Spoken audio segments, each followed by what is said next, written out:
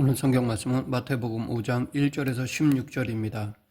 천국이란 하나님께서 세상에 약속하신 마지막입니다. 그리고 이 천국은 예수님이 이 땅에 재림하셔서 세상을 심판하시고 우리에게 주어지는 것입니다.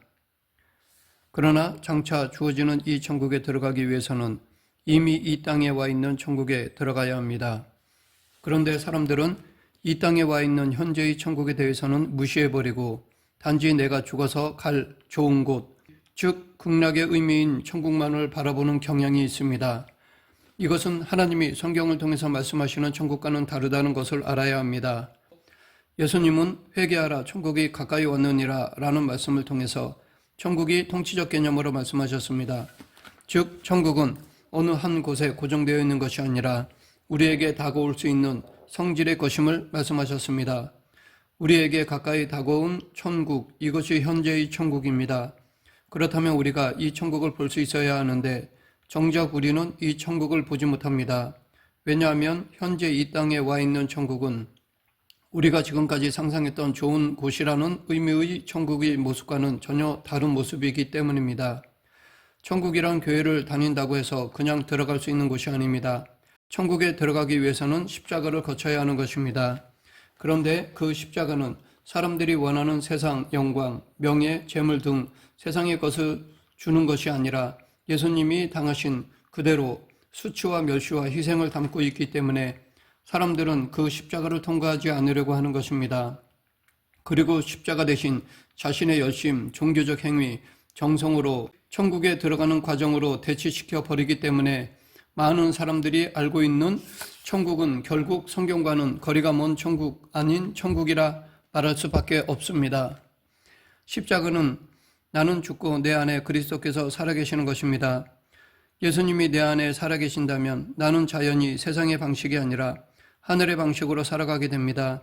이것이 거듭난 자이고 곧 현재의 천국에 속한 자입니다. 그리고 장차 영광으로 주어질 천국은 지금 이 천국에 속한 자들에게만 해당되는 것입니다.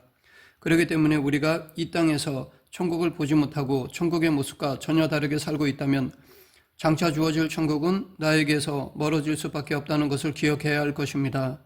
그런데도 사람들은 미래의 천국만 생각하고 있고 그 천국은 단지 좋은 곳이라는 상상 속에서 자신의 종교 행위를 통해서 세상에서 복받고 죽어서도 천국 가고자 하는 마음을 갖습니다. 이렇게 사람들이 천국에 대해서 얼마나 잘못 알고 있었는가를 잘 보여주는 것이 오늘 본문이라 할 수 있습니다. 본문은 팔복이라는 이름으로 우리에게 잘 알려져 있는 내용으로 복 있는 사람이 보여주는 모습입니다. 예수님이 말씀하신 복은 이것 외에는 존재하지 않습니다. 만약 이 외에 복이 있다면 그것은 인간들이 만들어낸 것에 불과합니다. 그러면 어떤 것이 예수님이 말씀하신 복의 모습입니까? 심령의 가난, 애통, 온유, 의에 줄이고 목마름, 긍휼히 여김, 마음의 청결, 화평, 핍박받음입니다. 이렇게 천국은 8가지의 모습을 담고 있습니다. 그런데 이 천국의 모습은 세상과는 철저하게 반대입니다. 이 8가지 복에는 재물을 많이 모으고 자식이 잘 되고 높은 자리에 오르게 되는 것은 없습니다. 이 세상에서 생각하는 천국은 이런 모습이기 때문에 십자가의 의미를 깨닫지 못하는 자에게는 이 천국을 보지 못하고 오히려 멸시합니다. 예수님이 말씀하신 천국의 모습을 하나하나 살펴보면 첫째, 심령이 가난한 자가 이 천국을 소유한다고 합니다. 심령의 가난은 예수님을 내 안에 모실 수 있도록 내 마음에 있는 세상의 욕심과 정욕들을 모두 버리는 것입니다. 그리고 그 자리에 예수님을 모시는 것입니다. 이렇게 세상적인 것이 배워지고 예수님으로 채워지는 것이 마음의 가난이며 이것이 곧 천국입니다. 둘째, 애통하는 자가 위로를 받는다고 합니다. 이 애통은 자신의 억울함에 대한 애통입니다. 그러나 이 억울함은 세상의 일로 당하는 억울함이 아닙니다. 예수님의 뜻대로 사는 하나님의 자녀가 세상으로부터 받는 억울함에 대해 천국은 위로를 주는 것입니다. 즉 애통은 주님 편에 서 있는 자들이 세상으로부터 고통당하는 애통을 말합니다. 또한 죄에 대한 애통으로도 볼 수 있습니다. 우리는 전적으로 타락했기에 우리의 힘으로는 죄를 끊을 수 없습니다. 우리는 단지 하나님께 철저히 회개할 뿐입니다. 회개로 인해 참 위로를 받을 수 있습니다. 셋째, 온유한 자는 땅을 기업으로 받는다고 합니다. 온유라는 것은 세상을 바라보지 않고 하나님만 바라보는 것을 말합니다. 우리는 때로 좋지 않은 환경으로 인해서 또는 어려운 일로 인해서 염려하고 걱정하는 일이 있습니다. 이런 모습은 하나님을 의지하지 못하는 것이라 할 수 있습니다. 하나님을 의지하는 자는 하나님 편에서 모든 일을 이루실 것임을 믿는 자입니다. 이것은 마치 이스라엘 백성들이 가나안 땅에 들어가기 전에 적군과 싸워야 할 상황에 있으면서도 걱정하는 것이 아니라 이미 승리한 것으로 여기고 땅을 분배하는 모습과 같습니다. 그들은 하나님만 바라보았던 것입니다. 이것이 운연자이고 천국에 있는 자에게서 보여져야 할 모습인 것입니다. 넷째, 의에 줄이고 목마른 자는 배부를 것이라고 합니다. 의에 줄이고 목마르다라는 것은 인간의 본능적인 욕구를 벗어난 것을 말합니다. 인간은 먹고 입는 것에 대한 욕구를 가지고 있습니다. 그러나 천국에 있는 자는 그 욕구가 의를 향해 있습니다. 세상 사람들이 하나님에 대해서는 관심이 없고 오직 자신에게만 관심을 두고 살아가는 모습을 보고 안타까워하면서 의만을 소망하는 것입니다. 비록 이 땅에서도 천국 백성으로 살아가기에 의에 줄여 있는 것이고 세상을 향한 욕구를 나타낼 수 없는 것입니다. 다섯째, 긍휼히 여기는 자는 긍휼히 여김을 받는다고 합니다. 천국에 있는 자는 하나님의 사랑과 자비를 압니다. 죄인된 우리를 죄에서 끄집어내신 하나님의 사랑과 자비하심을 아는 자만이 긍휼을 베풀 수가 있습니다. 하나님의 긍휼을 아는 자가 곧 천국에 있는 자입니다. 여섯째, 마음이 청결한 자는 하나님을 본다고 합니다. 이 땅에 임한 천국은 우리가 상상하는 모습과 다릅니다. 즉 세상 사람들이 상상하는 모습이 아니라 피하고 싶은 모습으로 이 땅에 와 있습니다. 이 천국을 본다는 것은 결국 세상의 욕심을 버렸다는 것을 의미합니다. 거짓, 속임, 불의를 버렸다는 것입니다. 따라서 마음의 청결은 세상에 대한 모든 욕심을 버리고 예수님의 십자가만 바라보는 것입니다. 일곱째, 화평케 하는 자는 하나님의 아들이라 일컬음을 받는다고 합니다. 예수님이 하신 일은 화평이었습니다. 그러하기에 우리가 예수님이 가신 길을 따르면 세상을 화평케 하는 것입니다. 즉 하나님의 자녀는 싸움, 다툼이 있는 곳에 화평케 하는 모습을 드러냅니다. 여덟째, 의를 위하여 핍박을 받는 자는 천국이 저희 것이라고 합니다. 사람들이 상상하는 천국은 환란이 없고 핍박이 없는 곳입니다. 물론 장차 주어질 영광된 나라는 환란도 없고 핍박도 없습니다. 그러나 그 영광된 나라는 세상에서 핍박을 받았던 자들에게 주어지는 것입니다. 핍박은 그리스도와 동행하는 자들이 겪는 자연스러운 것입니다. 따라서 신자는 핍박이 있을 때에 그것을 기뻐해야 하는 것입니다. 이 8가지가 이 땅에서의 천국의 모습입니다. 우리는 이 모습을 거부하지 않고 오히려 이 모습이 내가 나타내야 할 모습임을 기억해야 합니다. 산상설교는 예수님께서 산 위에서 하신 설교로서 마태복음 5장부터 7장까지 이어지고 있습니다. 그런데 사람들이 산상설교에 대해서 가지는 오해 중에 하나는 산상설교는 우리들이 지켜야 할 규례라고 생각하는 것입니다. 그러나 산상설교는 지켜야 할 규례가 아닙니다. 오늘 본문인 산상설교의 맨 처음에 나오는 팔복은 현재 이 땅에 와 있는 천국의 모습입니다. 이 천국을 영접한 그리스도인의 모습이 곧 산상설교의 내용입니다. 즉 예수님은 산상설교를 통해서 천국 백성의 모습을 말씀하고 있는 것이며 우리들에게 천국 모습과 다른 우리들의 모습을 발견하게 하여 우리의 죄악됨을 깨닫고 온전히 천국에 거하고 있는 삶의 모습을 나타내기를 힘쓸 것을 말씀하시는 것입니다. 다시 말해 산상설교는 이렇게 해야 천국 사람이 된다는 것을 말하는 것이 아니라 이미 천국 사람이 된 자로서 천국 사람다운 모습이 무엇인가를 알고 그 모습이 자신을 통해서 나타나기를 힘쓰고 살아야 한다는 것을 말합니다. 물론 미래의 천국은 분명히 영광된 곳이고 죽음과 고통이 없는 곳이지만 이 천국은 세상에서 모든 사람들이 추구하는 세상의 영광을 버린 자에게 주어지는 것입니다. 즉 예수님을 위해서 고통을 받은 자에게 주어지는 것이 영광된 새하늘과 새 땅의 천국인 것입니다. 그러하기에 우리가 지금 관심 두어야 할 것은 현재 이 땅에 와 있는 천국의 모습입니다. 지금 이 땅에 와 있는 천국을 모르는 사람은 미래의 영광된 천국과도 상관이 없는 자가 되기 때문에 현재의 천국에 대해서 먼저 관심을 가져야 하는 것입니다. 그러나 이 관심도 내가 천국 가기 위해서는 어쩔 수 없다는 마음으로 가지는 관심이라면 잘못된 것입니다.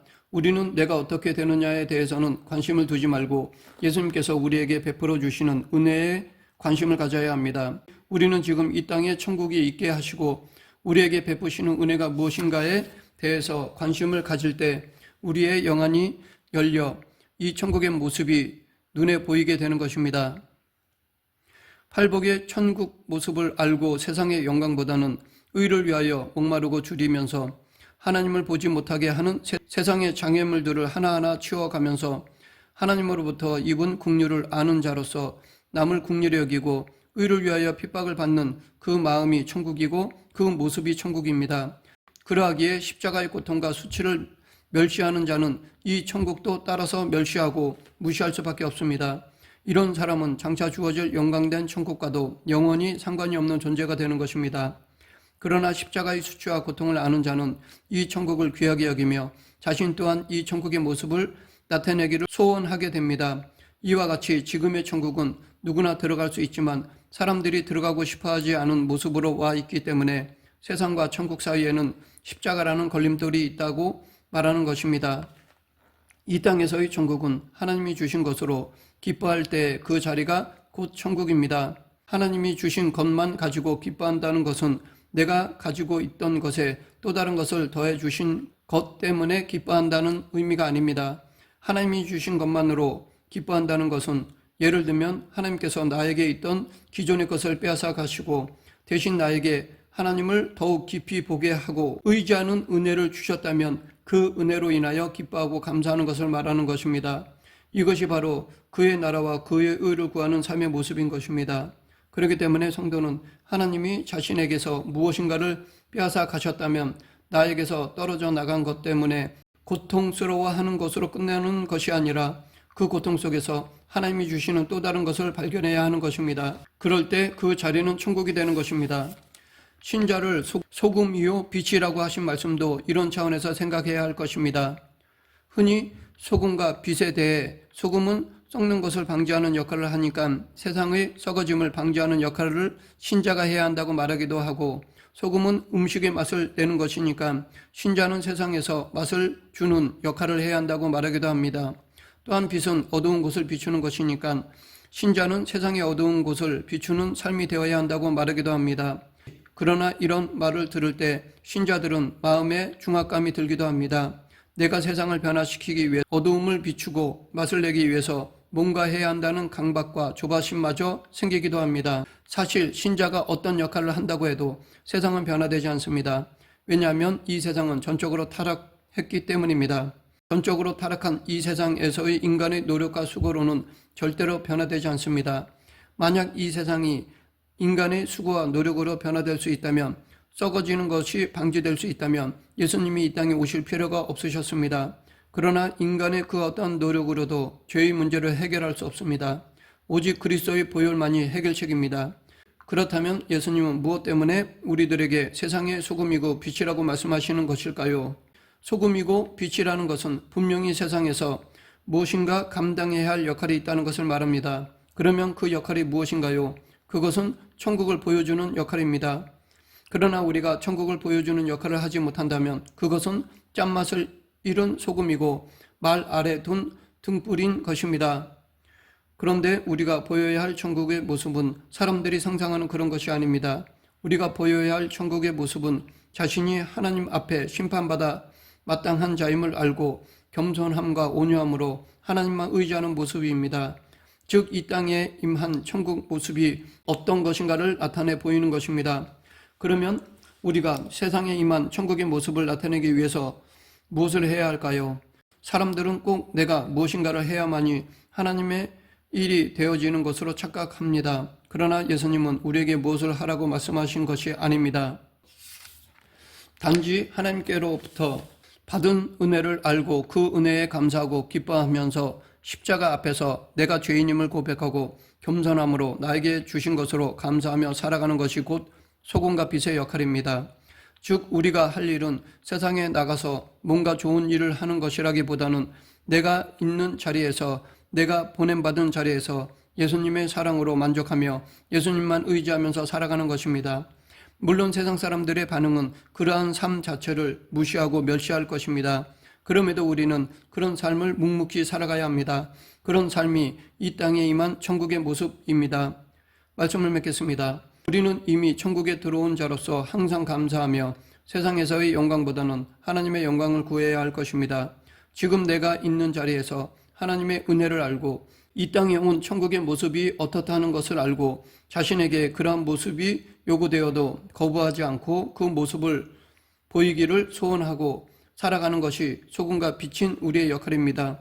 우리 모두 천국 백성으로 이 땅에서 소금과 빛으로 살아가는 그리스도인이 되길 간절히 축원합니다. 기도하겠습니다.